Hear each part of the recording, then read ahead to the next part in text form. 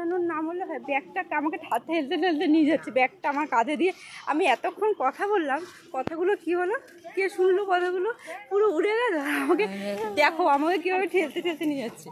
ব্যাগটা দিয়ে দিলাম, আমার বন্ধুদের সাথে চলে গেল। সুন্দর ক্যামেরা ধরে কথা বলছিলাম যে আমার সময় হয়ে ওঠে না, সন্ধ্যে ছাড়া আমার সময় হয় কথা বলা।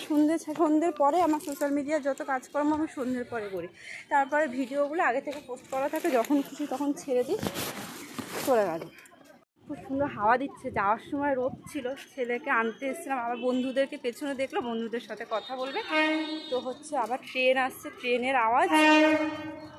আমরা বাড়ি যাচ্ছি।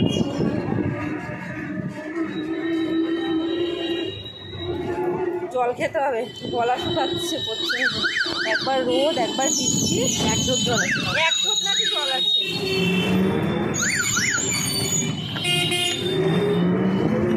এই মেঘলা মেঘলা আকাশে গরম বেশি লাগে।